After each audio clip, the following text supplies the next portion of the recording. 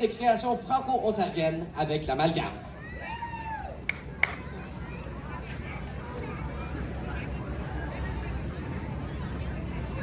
Bonjour à tous. Welcome to all. Nous sommes ravis d'être ici aujourd'hui pour célébrer avec vous notre diversité culturelle. Nous, membres de l'Amalgame des Arts, avons l'honneur de célébrer avec vous nos 20 ans de l'organisation. L'Amalgame des Arts est un groupe dédié à la promotion des arts de la langue française du théâtre à Cornwall et des environs. Notre organisation offre aux habitants de la région l'opportunité de découvrir des arts et de participer à la création artistique en français à travers diverses activités telles que le théâtre, la ligue d'improvisation, la chorale, le groupe d'écriture et le groupe de lecture. Ce soir, nous allons vous présenter quelques chansons et des textes qui reflètent notre culture franco-ontarienne. Nous débuterons avec l'une de nos chansons traditionnelles que nous chantons tous ensemble avant chaque spectacle. Nous sommes fiers de partager avec vous un avant-goût de notre riche patrimoine culturel. Nous vous souhaitons un excellent spectacle rempli de découvertes et d'émotions.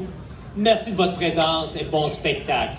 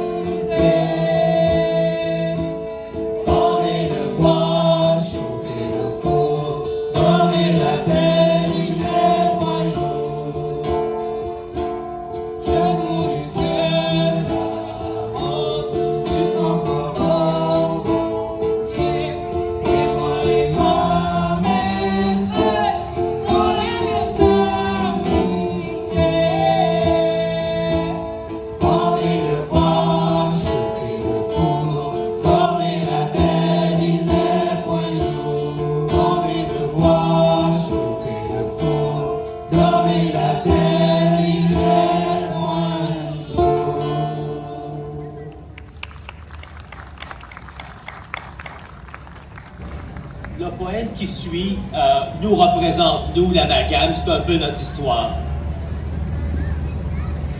Dans les terres franco-ontariennes s'éveille un joyau précieux. L'Amalgame quitte l'adolescence pour briller sous des cieux bleus. En 2004, Nicole Labelle, esprit illuminé et créatif, rêvait de rassembler les talents, de les voir s'épanouir, enracinés. Des activités culturelles en français, telle était l'aspiration. Un partage joyeux, entraîné, une douce vibration. L'écriture théâtrale, le chant, la musique comme une symphonie, soutenue par Michel et Viviane, une fusion d'harmonie.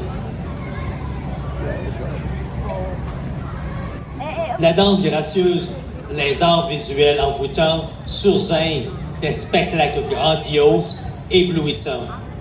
En 2009, l'amalgame prend son envol. Fierté éternelle, cœur en fête, millefeuilles, unissant leurs ailes. Liens se resserrent, créant des contes enchanteurs. L'amalgame s'éveille, théâtre des rires et des pleurs. L'automne suivant, la Lila et les équilibristes voient le jour, unissant leurs plumes, leurs voix, dans un amour toujours. L'amalgame se renouvelle dans un élan flamboyant, vif dans sa présence, vibrant d'activités éclatantes. Répondant aux invitations, au regroupement culturel, une folle effervescence, une réponse à chaque appel.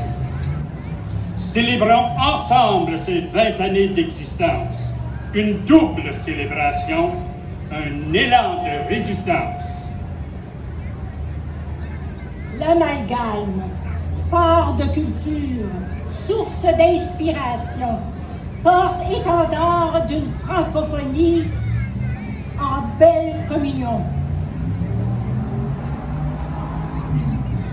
Voguons avec fierté sur les flots de cette réussite.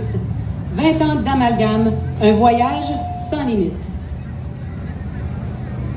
Ensemble, célébrons les 15 ans de fusion officielle. Dans l'amour de l'art, du langage, une union essentielle. Les passages qui suivent proviennent de la pièce « Le musée imaginaire de l'Ontario français ». Cette œuvre est le fruit d'un projet d'écriture collaborative orchestré par Théâtre Action, réunissant les talents d'auteurs de tout l'Ontario.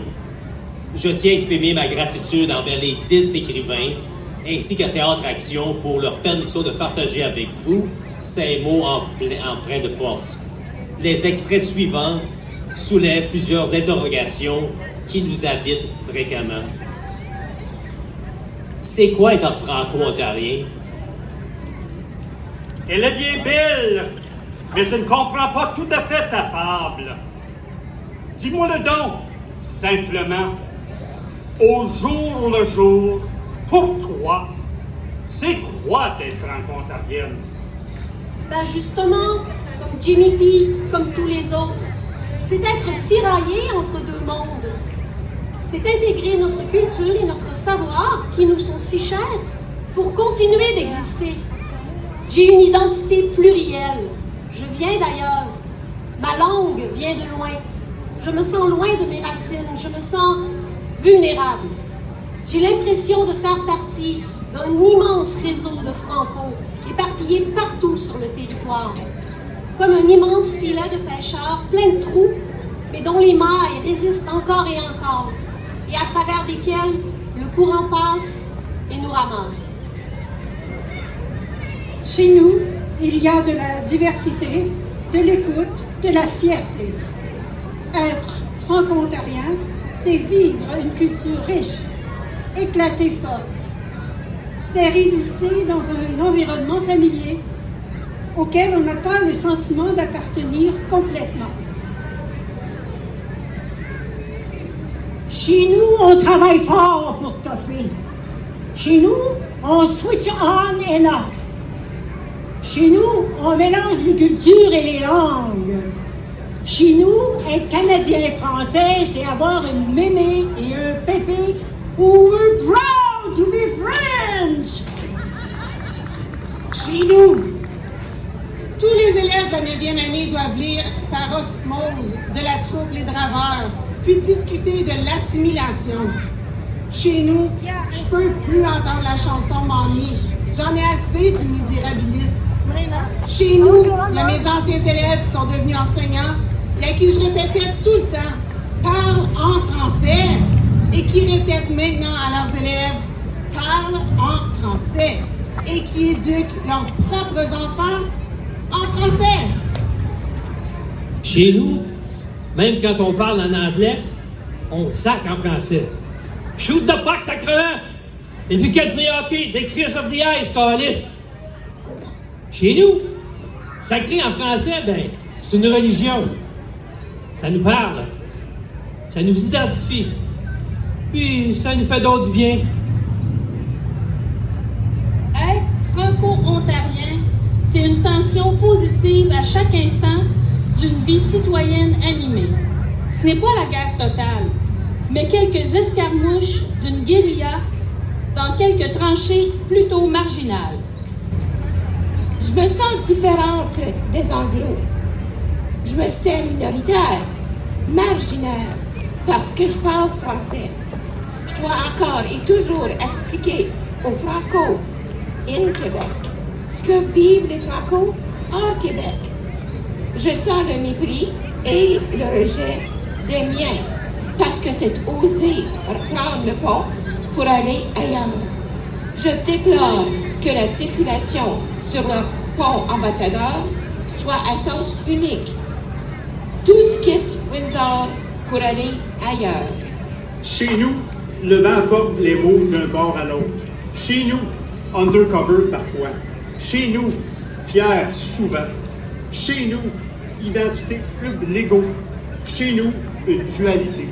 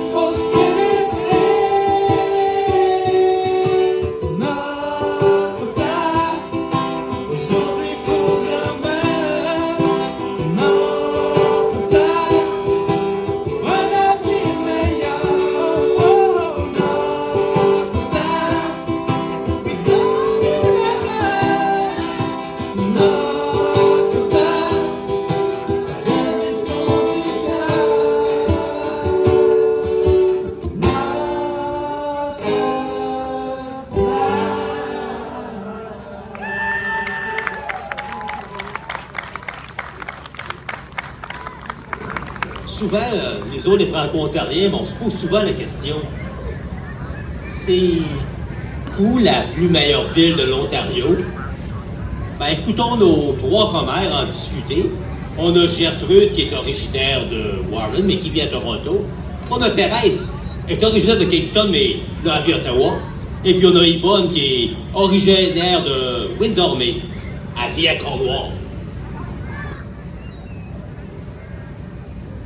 Moi, je suis née à Windsor, mais ça fait 20 ans que je vis à Cornwall avec mon mari. On retourne à Windsor à tous les étés pour voir notre famille. C'est drôle, ça. C'est deux villes sur le bord de l'eau, puis qui sont juste à côté des États-Unis.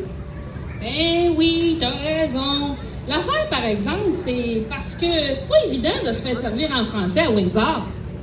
Mais c'est-tu mieux à Cornwall? Ben oui. Il y a plus d'anglophones qu'il y a 20 ans, mais on se sent encore chez nous. Puis à Cornwall, ben on est proche de tout. Proche d'Ottawa, de Montréal, même Toronto est pas loin. Puis c'est comme vivre à la campagne en ville. Il y a plein de fleurs, t'es proche de l'eau, il y a la piste cyclable le long du Saint-Laurent. C'est pas si agréable, ça. Tout le monde se connaît.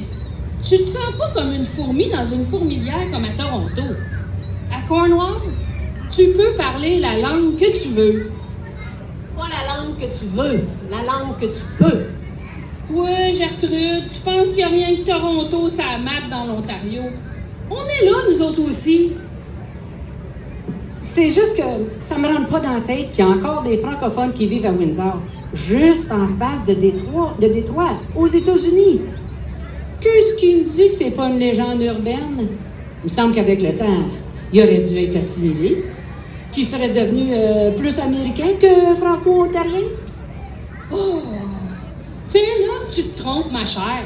Les franco-ontariens de Windsor, on n'est pas différents des autres franco-ontariens qui vivent à Toronto, à Kingston, à Hearst, à Ottawa ou bien à Cornwall. On se bat tous pour défendre notre langue pour survivre. Même que ceux qui habitent à Windsor ont peut-être plus de mérite que les autres franco-ontariens. C'est pas un petit peu fort ce que tu me dis là? Ben, je le pense.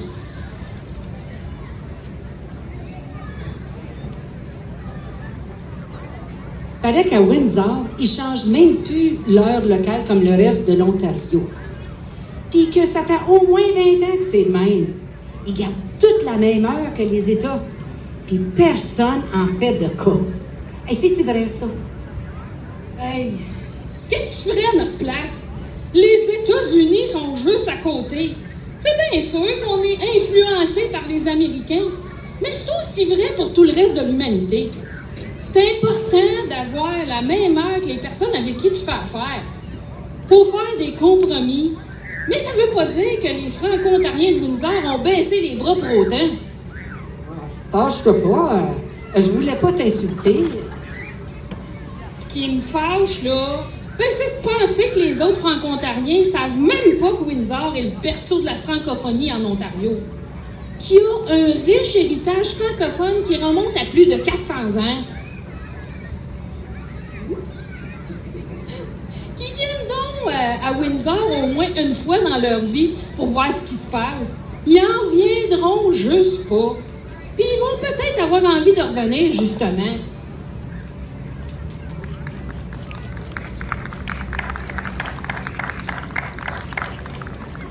Est-ce que vous êtes déjà posé la question suivante?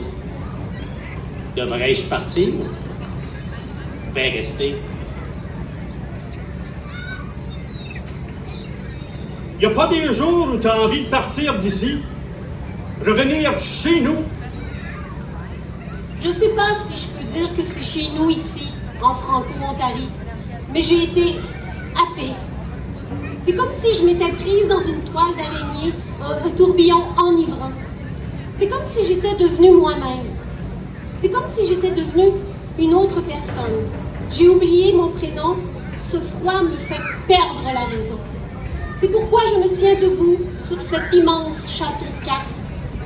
C'est assez fragile, tenir en équilibre au sommet de celui-ci, mais je dois retrouver mon prénom. Il est urgent de ne pas être prudent, m'a-t-on dit. J'ai rencontré le lapin blanc au marché ce matin, entre deux brins de lavande. Il cherchait le pont qui relie Toronto à Montréal. Manque de culture française, m'a-t-il dit. Que se passera-t-il quand la montée des eaux atteindra mon château, je tomberai, probablement, comme une épingle à chapeau dans le tourbillon de la ville. Seul l'environnement décidera de m'en sortir. Peut-être le hasard me mènera jusqu'à la pierre philosophale tant convoitée. Je pourrai aisément retrouver le chemin de la maison, me prélassant au coin du poirier où mon prénom sera gravé. Bien oui, c'est sûr qu'il y a des jours que je partirai. Mais des jours, j'ai envie de rester. Comme tout le monde ici, je pense. Je partirai de Toronto. Parce que les boulangeries françaises me manquent. Parce que j'ai le sentiment de ne pas pouvoir m'exprimer librement avec la communauté anglaise. Ne pas obtenir de vrais échanges politiques, car leur culture vit à ne pas froisser son prochain. Je reste. Parce qu'on fait sans cesse de nouvelles rencontres, toutes différentes et humainement riches les autres. Je partirai. Parce qu'il y a tant à découvrir. C'est l'appel du lointain. C'est le besoin de l'aventure. C'est l'envie de l'inconnu. Je ne pars pas. Parce que, après toutes ces années, mes attaches, mes ancrages, mes racines sont ici. Je resterai à Cornwall en murmurant, aussi fort et loin que ma langue peut porter. Je partirai de Cornwall si personne n'écoutait plus nos mots, ou si ils étaient oubliés. Je partirai. Si mon cœur était ailleurs, si on crachait sur ma culture, si je ne trouvais plus d'exutoire à ma créativité, si je ne trouvais plus la nourriture culturelle et la beauté dont j'ai besoin pour vivre, je partirais retrouver ma famille et mes vieux amis. Je ne pars pas. Parce que j'aime ma maison et mon quartier. Je partirai de Warren parce qu'il n'y a plus de job. Faut que je mange. Je partirai de Toronto parce qu'il n'y a plus de vie. Les loyers sont trop chers. Je partirai pas de Warren parce que j'ai grandi là.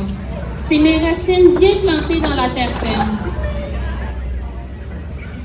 Je partirai pas de Toronto parce que je grandis là. C'est mes branches tendues au soleil.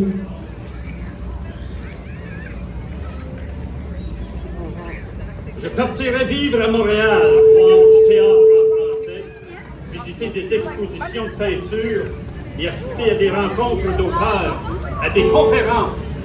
Et je ne pars pas. Ici, j'ai des amis, des souvenirs, des connaissances, des bons voisins. Ici, c'est la ville où je vis depuis mon adolescence. Je partirai. J'ai souvent voulu partir. J'ai souvent pensé partir. Je partirai. Peut-être un jour. Un jour, je partirai. Mais je ne pars pas tout de suite, parce que c'est ici que j'ai élevé ma famille.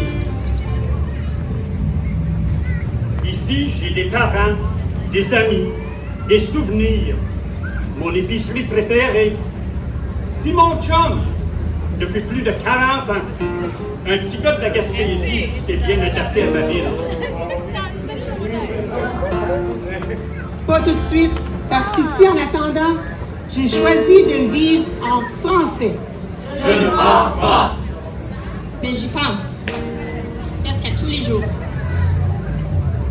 Je ne pars pas, mais la valise ouverte, au fond du placard, je pense à Paris, à Berlin, à toi. Je reste. Je n'aurais jamais pensé trouver le soleil de janvier si chaud. Je reste. Je choisis tous les jours de rester.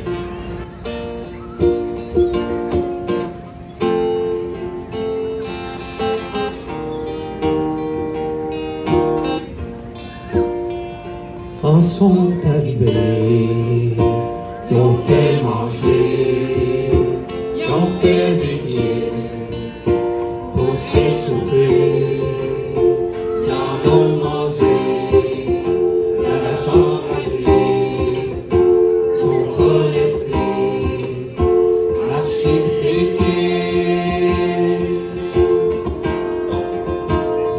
Les Franco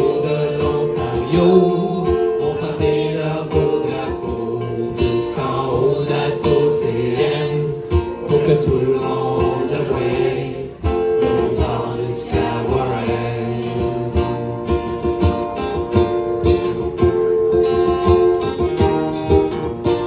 Pas parce qu'on est minoritaire qu'on est obligé de se taire. Faut pas se gêner de répéter qu'on est ici, c'est pour rester. On va planter notre beau drapeau tout partout en Ontario, jusqu'en haut de la tour CN, pour que tout le monde le voie, de Windsor jusqu'à Warren. On va planter notre beau drapeau tout partout en Ontario, jusqu'en haut de la tour CN, pour que tout le monde le voie, de Windsor jusqu'à Warren.